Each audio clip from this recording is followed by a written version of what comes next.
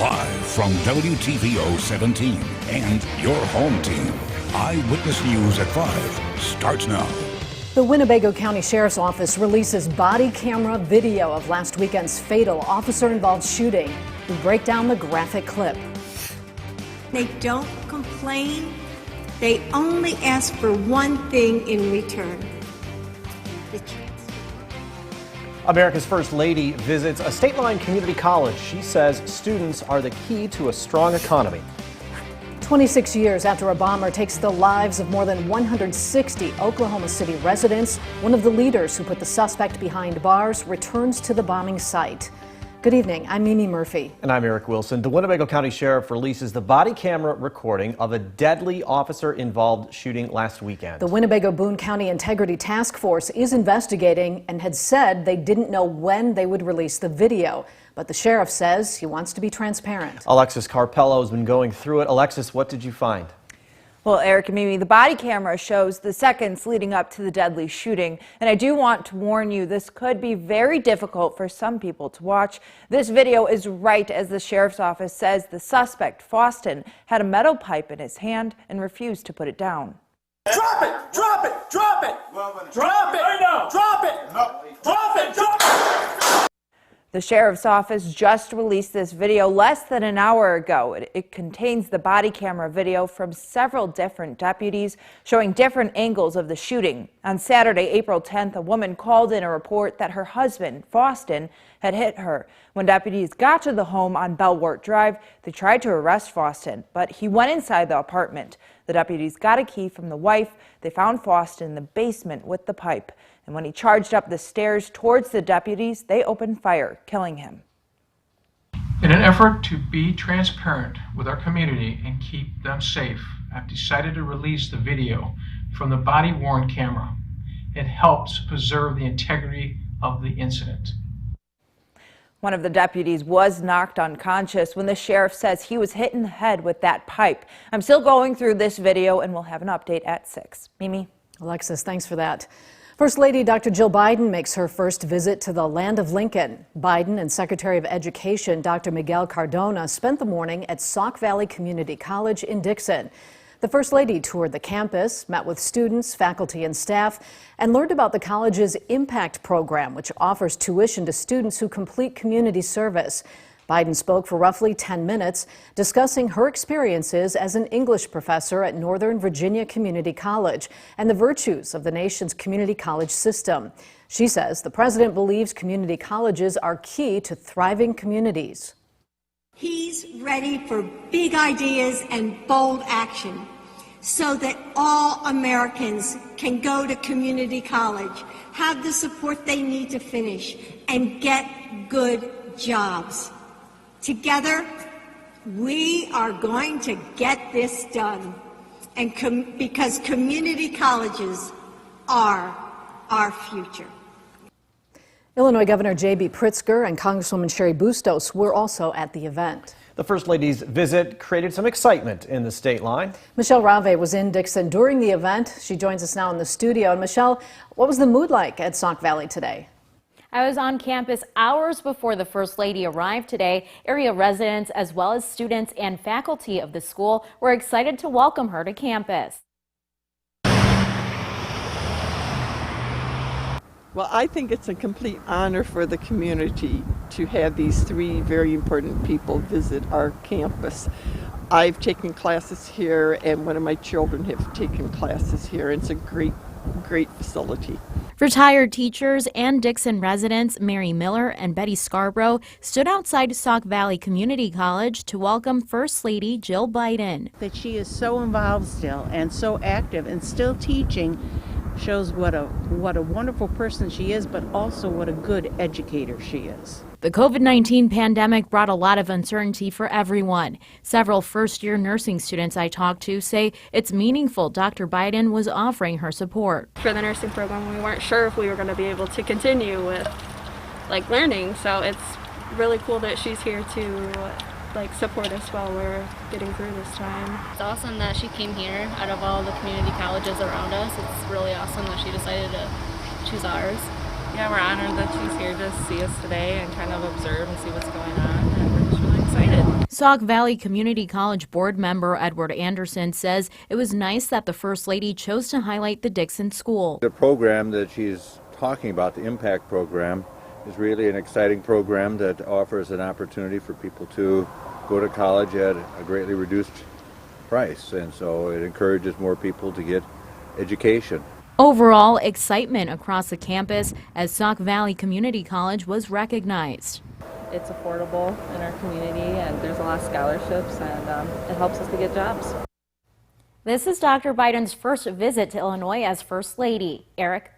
Thank you, Michelle. Meanwhile, the Republican Party says the First Lady's focus should be on reopening Illinois schools. A Republican National Committee spokesperson released this statement, quote, "Once again, the Biden administration's putting the cart before the horse. Instead of pushing a progressive wish list, the Biden administration should focus on the devastating effects of the pandemic on Illinoisan children and announce a plan to get them back in school." A weekend house party ends in gunfire. This happened around 2 in the morning on Sunday. Officers were called to a house on Quail Run for reports of multiple shots fired. Investigators say a 22-year-old man drove himself to the hospital after getting shot in the legs. The victim told police he was leaving the party when he heard gunfire and realized he'd been hit. Police say several spent shell casings were found at the scene. The shooting is still under investigation. A Bolingbrook man is found guilty of sexually abusing a child in Loves Park. That was the decision by a judge after a bench trial. 52-year-old Benigno Ortiz was convicted of predatory criminal sexual assault of a child and aggravated criminal sexual abuse. The incidents took place between October 2015 and November 2016 in the Inverness subdivision. The victim was 11 and 12 at the time. Ortiz will spend at least 30 years in jail. He will also have to register as a sex offender for life. The ex-sheriff's deputy suspected in a triple murder in Austin, Texas, has been arrested. Manor police apprehended 41-year-old Stephen Broderick this morning after getting a call about a suspicious person that matched his description. Broderick faces capital murder charges. Police say he shot and killed 3 people in northwest Austin Sunday. According to reports, the victims were his ex-wife and daughter and a teenage boy community members call a standout high school football player. In June, Broderick was accused of sexually assaulting a child. He was released on bond. 26 years have passed since a truck bomb took the lives of 168 people in Oklahoma City. The bomb detonated outside the Alfred P. Murrah Federal Building. Many of the victims were children. Today, the names of all who died were read aloud at a remembrance ceremony. Attorney General Merrick Garland delivered the keynote speech. Garland led the Justice Department's investigation into the attack and the prosecution of the bomber Timothy McVeigh back in 1995. Only family members, survivors, and first responders were in attendance due to COVID restrictions. As progress is made on the vaccine front, state-line schools are once again filled with students. Rockford Public Schools welcomed kids back full-time today. That applies to kindergarten through seniors in high school. Administrators say the district was able to resume in-person lessons because all faculty members who wanted to get vaccinated for COVID have gotten both doses by now. Families could also keep their children at home for online classes. A downtown Rockford entertainment venue announces its first new show in over a year. The Coronado will host Gabriel Fluffy Iglesias this fall. The comedian is one of the most watched entertainers on YouTube with over 500 million views. This will be the first new show announced at the Coronado since the pandemic. Canceled shows have been rescheduled. Fluffy's show is scheduled for October 15th. Tickets go on sale Friday at 10 a.m. Those tickets imagine will go pretty quickly considering Fluffy's popularity and the fact that we haven't had a show there in a while. Starting today, all adults are eligible for the COVID vaccine across the U.S. After the break, what that means in the mission of achieving herd immunity. Temperatures quite a bit cooler than what we felt over the weekend, staying in the 40s for much of this afternoon, and that's where we end up for tomorrow. We could see a couple of snow flurries fly. Find out where the accumulation will take place coming up in your most trusted forecast next. You're watching Eyewitness News, your home team with Eric Wilson, Mimi Murphy, Sports Director Scott Leber, and Chief Meteorologist Candice King.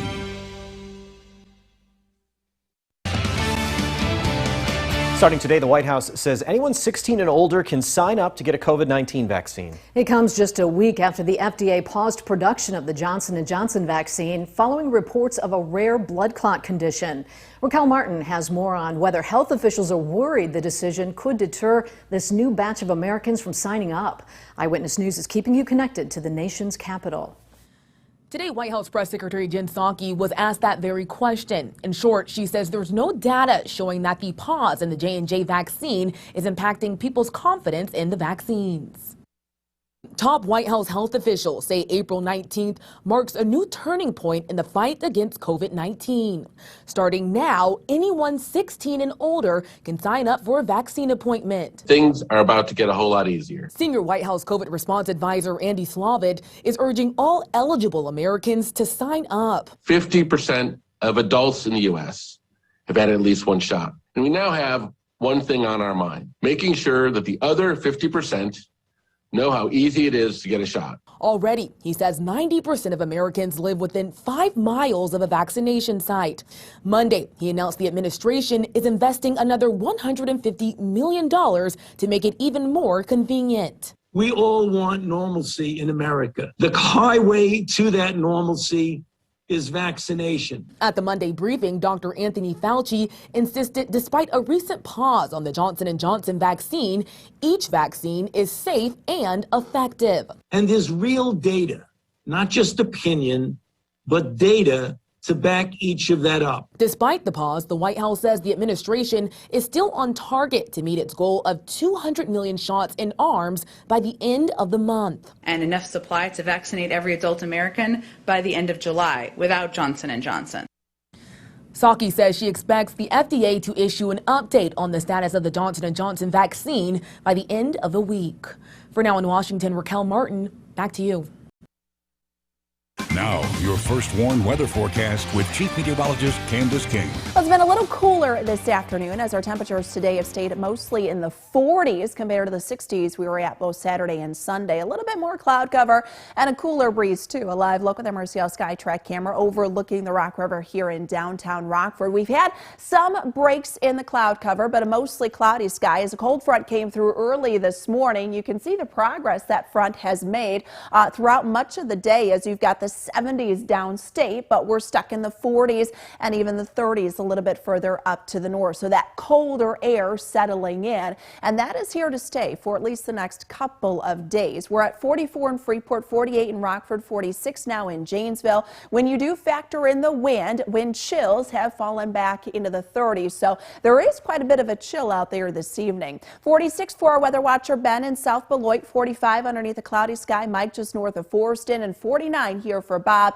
Had 5/100ths of an inch of rain from what came through this morning. After that rain this morning, we've been mostly dry and expected to stay mostly dry here for much of this evening. The showers throughout the day have really been confined along Interstate 80 and along that cold front. There are a few sprinkles, a couple of flurries flying up further north in Wisconsin, so not going to rule that out here as we go later into the evening. We might get a sprinkle of flurry or two by about 9-10 o'clock. You look a little bit further back to the west over the plains, and yeah, there's snow forming along the western end of that cold front, kind of where the heart of that colder air is coming in, and that's where we're going to see some snow, at least for tonight. Now, during the day tomorrow, most of that snow going to stay further downstate, where a few slushy inches of snow likely from the plains through Missouri into central Illinois, Indiana, and then back up into southern Michigan. For us, I think we are going to see a couple of snow showers,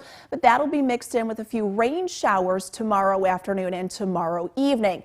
A bigger story, the freeze that is to follow tomorrow night into Wednesday. Freeze warnings going into effect at midnight tomorrow night and lasting through Wednesday morning as temperatures will drop back into the mid and upper 20s. So you've got some things that are sensitive, not quite as hardy to withstand that cold, because once you hit that 28-degree mark, that's considered a killing freeze. And I think there are going to be some spots that could fall below that by Wednesday. You got to bring those in or protect them, cover them up if you need to. Now, as far as anything concerned for snow, this is what it looks like. We've got the clouds that'll build back in tomorrow. We might get a flurry or two tomorrow. tomorrow morning. Temperatures are actually going to warm into the low 40s for tomorrow. You see kind of that mix a little bit further to the south. I think we could extend the northern fringe of that just a bit further up to the north, and then a couple of spotty showers mixed in with a few flurries tomorrow afternoon and tomorrow evening. We're going to see some sunshine on Wednesday morning, but then build up that cloud cover and some snow flurries and some rain showers for the afternoon and evening, and some of those could actually be a little bit on the heavier side as temperatures will stay in the 40s. So we're 32 degrees for tonight, mostly cloudy, a light mix by about 3-4 o'clock tomorrow morning, 43 for tomorrow afternoon. That's it. The wind will be coming in from the west and northwest. Guys, we've got temperatures that'll be down to 28 degrees tomorrow night, but likely could see some frost and even another freeze Wednesday night into Thursday, 50s, and then warming up early next week. So you're saying 2 freezes. Thanks, Candice. Wisconsin next to talk sports. Fred Van Vliet says money is what matters to the NBA this season. Scott reacts to those comments.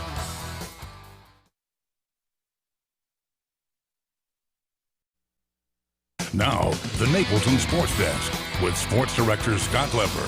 Fred Van Vliet continues to get challenged by this NBA season. He's battling a hip injury again. He's dealt with COVID. The Raptors have struggled, and Van Vliet's been left questioning whether or not the NBA went too far in trying to squeeze in a 72-game regular season. Here's what he said during a press conference over the weekend. To be honest, this is probably the most unpure year of basketball I've ever been a part of, just from the whole league and rushing the season back. And it's pretty much all about business this year on every level, and it's hard to hide it. There's no doubt the players would have benefited from a lighter schedule and fewer games, and playing a lot of games in a shorter time frame probably has added to the increase in injuries we've seen. Every player is feeling the wear and tear, but no one should be surprised that the NBA is keeping a closer eye than usual on its bottom line. The league's trying to make up for all the money it lost last year when there were no fans in the arenas and TV ratings plummeted when the NBA playoffs and finals got pushed into the fall and football season. Yeah, Van Vliet's right. This isn't the purest of NBA seasons in terms of putting business ahead of the quality of play. But the league had a little choice, and the players can't complain because their union did approve the schedule before the season. Well, Saturday morning, I got my first look at new NIU quarterback Rocky Lombardi during NIU spring practice. There are very high expectations in DeKalb for Lombardi. He started 6 games at Michigan State last year and then transferred to NIU. Lombardi's athleticism is eye-popping. He can really run. He will easily be NIU's most dynamic quarterback since Jordan Lynch. And that's what held the Huskies back in recent seasons, lackluster quarterback play. The question mark with Lombardi has been his downfield passing accuracy. That showed Saturday when he overthrew some receivers on deep balls for the end zone. He needs to improve there. But if he can connect on the short and medium routes with accuracy, and if he runs the ball like I think he will, the Huskies will make big strides this season, provided the offensive line gets the job done. The Huskies will definitely be more entertaining with Lombardi at quarterback. And the best part is Lombardi has 2 years of eligibility remaining, so this will not be one and done for him in DeKalb. That's my take. We'll be right back. Could see a couple of snow flurries fly tomorrow with a few rain showers for the afternoon. All right, thanks, Candice. Stay safe.